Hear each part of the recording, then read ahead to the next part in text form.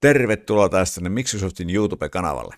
Joku kyseli kommenteista, voisinko tehdä videon Chrome OS Flex käyttöjärjestelmän asennuksesta. No voihan mä tehdä, katsotaan miten se onnistuu. Chrome OS on Googlen kehittämä käyttöjärjestelmä, joka on tarkoitettu Chromebook-tietokoneille. Chromebookit on sellaisia vähän spesiaaleja läppäreitä. Mutta Google julkaisi muutama vuosi sitten tämän Chrome OS Flex-version, joka on siis ihan sama Chrome OS pienillä poikkeuksilla, niin sen voi asentaa sitten periaatteessa mille tahansa tietokoneelle, vaikka ei se kaikissa toimi. Google itse kertoo, että jos tietokone on maksimissaan 10 vuotta vanha, niin on hyvinkin mahdollista, että se sitten toimii. No mä kokeilen tänään asentaa sen vielä vanhemmalle tietokoneelle. Mulla on läppäri vuodelta 2011, niin kokeillaan siihen. Siinä Chrome OS Flexissä on siis muutamia sellaisia juttuja, mitkä on eri tavalla kuin siinä Chrome OS:ssä. Esimerkiksi Android-sovelluksia ei tähän Flexiin voi asentaa, siihen perus Chrome OS:ään voi.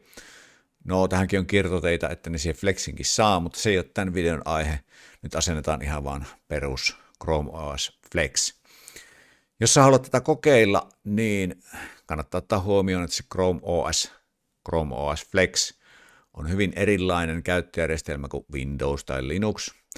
Se on hyvin pitkälti tämmöinen nettipohjainen ja toimii selainpohjaisesti.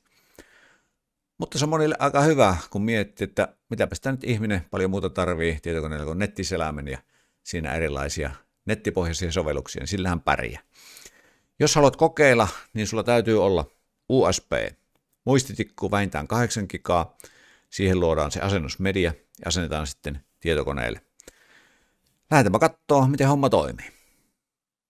Chrome OS Flexin asennustiedoston voi ladata netistä, laittaa sen muistitikulle ja tehdä sitä puuttaavan. Mutta me tehdään nyt se tällainen yksinkertaisemman tavan kautta, eli mennään Google Chromeen ja sitä kautta se onnistuu. Mutta laitetaan ensin tämä muistitikku tänne tietokoneeseen. Siihen se avautui. Voidaan sulkea tuo pois. Sitten Google Chromeessa täältä oikeasta yläkulmasta valitaan 3 pistettä ja sieltä sitten laajennukset. Käy Chrome Web Storessa. Klikataan siitä. Sitten tänne hakuun kirjoitetaan Chromebook palautussovellus. Chromebookin palautussovellus, siinä se sitä ehdottaakin. Chromebookin palautussovellus. Asennetaan tämä tähän Chromeen, lisätään Chromeen, tuosta noin, lisää laajennus, siitä vaan eteenpäin. Ja nyt se ilmestyy tänne oikeaan yläkulmaan. Jos sulla sitä ei täällä näy, niin täällä oikeassa yläkulmassa on tämä palapelin näköinen kuvake. Klikkaat sitä, niin siellä sitten pitäisi löytyä Chromebookin palautussovellus. Avaa se. Sitten tässä sanotaan luo palautustietoväline Chromebookillesi. No Chromebookillehän tämä nyt ei varsinaisesti tule, mutta täältä se tehdään tämä homma kuitenkin. Klikataan tuota aloita. Sitten täällä otetaan tämä valitse malli luettelosta. Ja valitse valmistaja. Etsitään täältä Google Chrome OS Flex. Sieltään se löytyy. Valitse tuote Chrome OS Flex myös siihen. Sitten klikataan jatka. Sitten meillä on se USB siellä jo valmiina, USB-muistitikku. Täältä valitaan se. Muista valita oikea.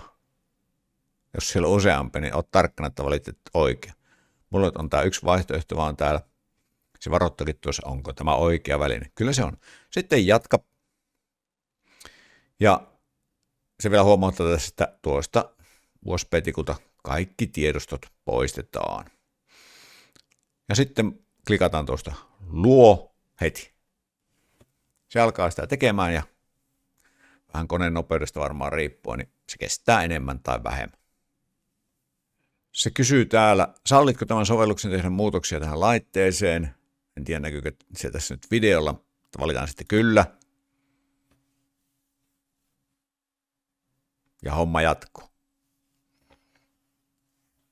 Nyt on asennusmedia luotu, onnistui, palautusvälineesi on valmis. Voit irrottaa sen, sanoo tämä, irrotetaan. Ja täällä sanotaan myös, että palautuksen jälkeen voit tyhjentää palautusvälineen tällä ohjelmalla. Että tämä voi sitten tyhjentää. Se voi olla nimittäin aika haasteellista kokemattomille niin kuin muuten tyhjentää. Mutta homma on nyt tässä vaiheessa valmis, siirrytään sinne koneelle, mihin asennetaan tämä. No niin, mulla on täällä tämmönen vanha Acerin läppäri, Acer Aspire 5755G. Tämä on vuodelta 2011, muistaakseni siinä vuonna tullut markkinoille, eli aika vanha kone jo. Ja tältä USB-tikulta lähdetään nyt asentamaan se Chrome OS Flex, tökätään se tuonne USB-paikkaan. Ja jotta se tuolta tikulta lähtee asentamaan, niin BIOSissa täytyy olla sellainen asetus, että se käynnistää tuolta tikulta ensin. En nyt muista, miten tässä nyt on jäänyt. Mennään tarkistamaan. Sinne BIOSiin pääsee jollain nappulalla.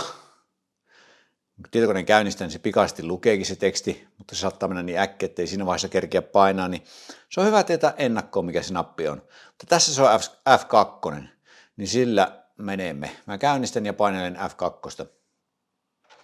Sitä voi painella tällä tässä koko ajan. Ja nyt se menee sinne BIOSiin.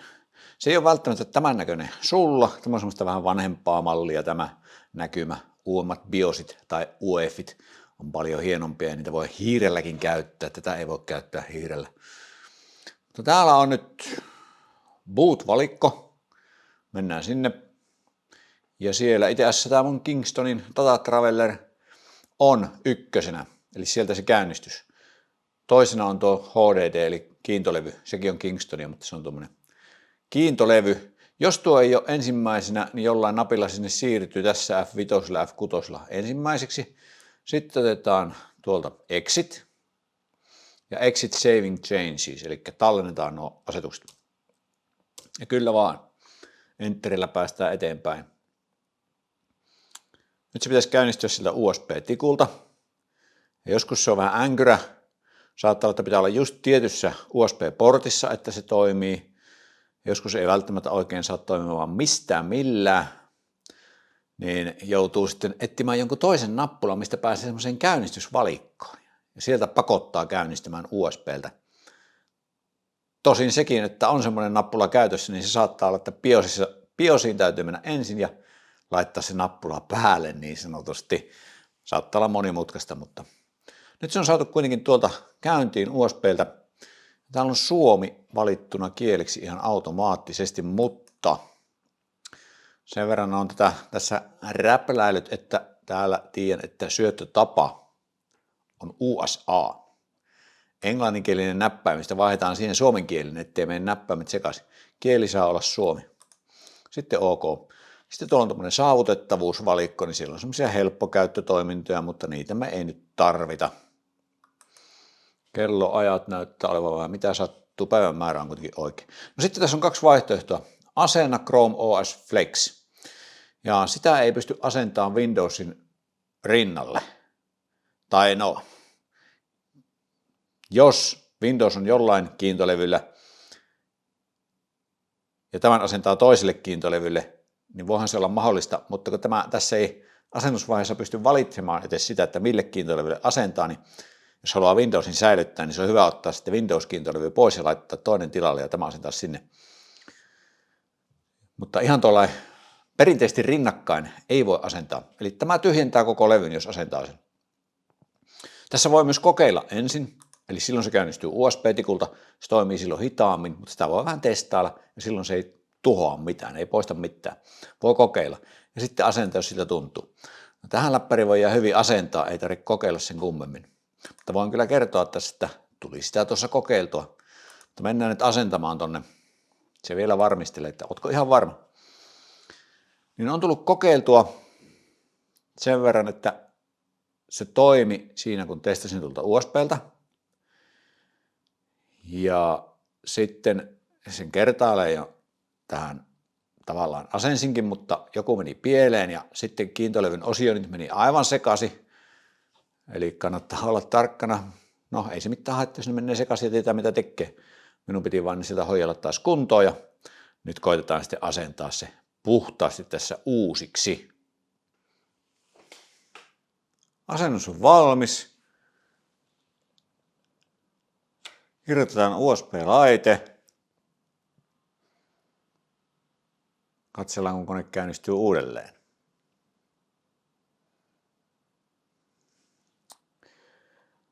Ja olemme täällä alkuvalikossa uudemman kerran. Valitaan täältä uudelleen Suomi kieleksi ja syöttötapa näppäimistä siis suomalainen ja OK.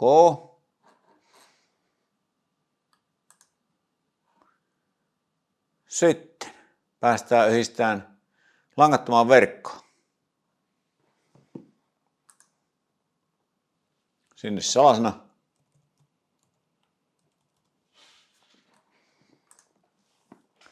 Muodostetaan yhteys. Se on jännä, että se niinku tavallaan aloittaa uudelleen ton, kysyy tuon kielen ja näppäimistön uusiksi tuossa. Sitten täällä on vaihtoehtoja, selaa vierailijana, laitteen rekisteröinti, sitä ei nyt tehdä, ei varmaan pystykään. Yksityiskäyttöön, lapselle työntekoon, yksityiskäyttöön.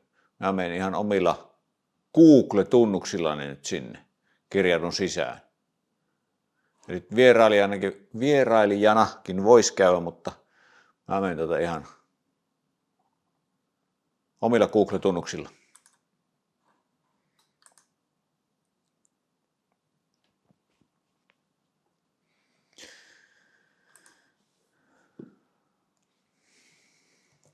Oma Google-tunnus.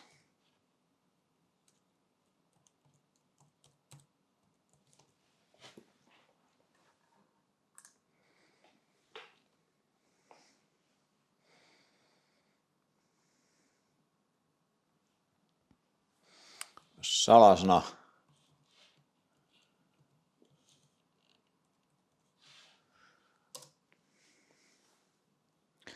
Mulla on kaksivaiheinen vahvistus itsellä käytössä Google-tilillä, niin kuin kannattaisi olla kaikilla muillakin. Mulla on tämmöinen suojausavain, pitää se hakea tuolta lokerosta. Se on tällainen laite, suojausavain. Tämä tehdään tuonne USB-paikkaan. Ja sitten kosketetaan sitä. Se päästää mut sisään.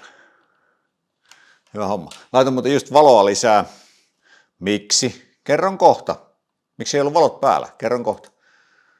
Hyväksytään tuosta, antaa olla nyt nuo päällä. Hyväksytään, jatketaan ja sinne vaan. Joo, antaa mennä kaikki. Sitten tietysti tässä voisi käyttää tätä Google-tilin salasanaa tänne laitteelle tai tehdä tälle laitteelle ihan omaan. Niin mä teen tänne laitteelle omaan salasanan.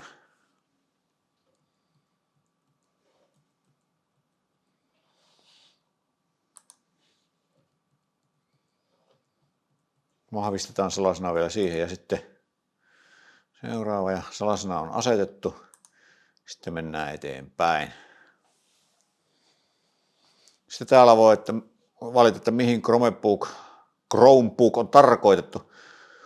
Näitä ei ole pakko laittaa mitään, mutta minä nyt valitin täältä.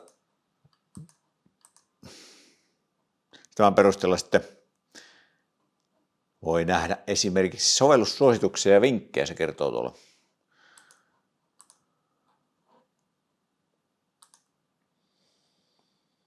Geminin tekoälyä sisältää, joo.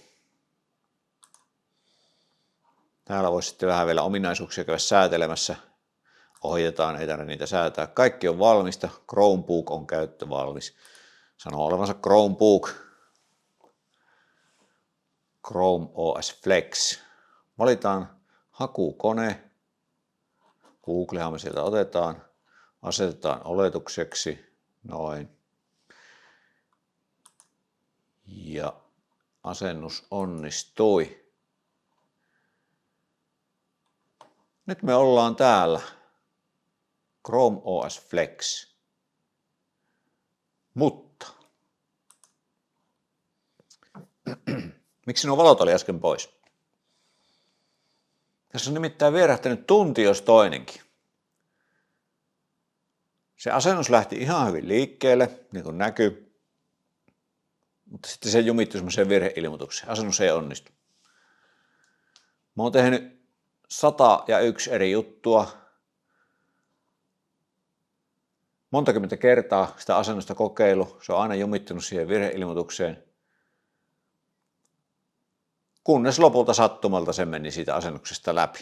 En tiedä, mikä siinä sitten lopulta auttoi. Mä oon niin kun, kiintolevyn osiot kaikki poistanut ja sitä tyhjentänyt ja formatoinut ja ties mitä, kaikkea mahdollista. Ja oon tehnyt tämän USB-tikun niin kuin uusiksi ja eri USB-tikulla kokeillut ja vaikka mitä ja ei.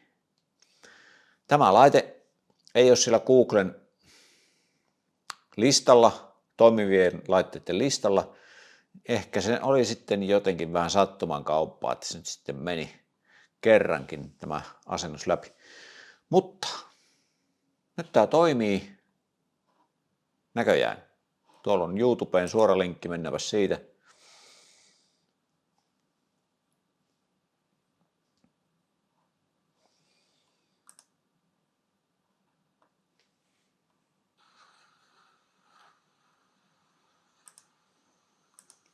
Laitetaan nyt Full HD.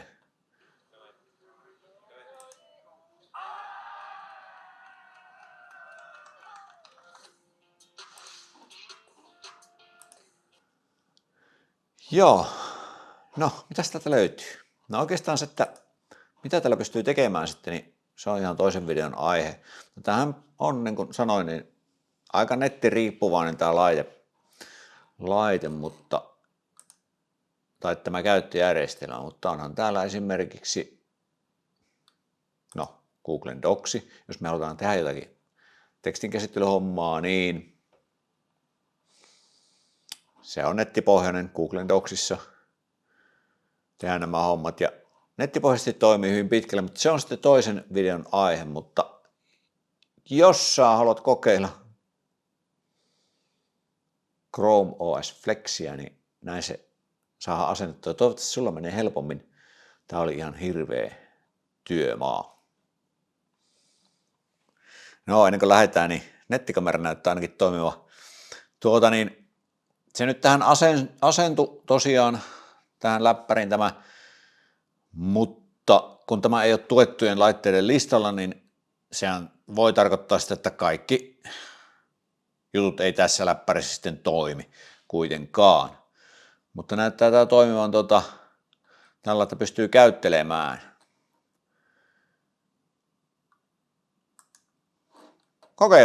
Kokeilkaa ihmiset. Chrome OS Flex, jos vähänkään kiinnostaa. Mutta muistakaa lukea ensin netistä vähän juttua, että se on todellakin semmoinen hyvin nettiriippuvainen, ei täysin, mutta aika pitkälti nettiriippuvainen käyttöjärjestelmä.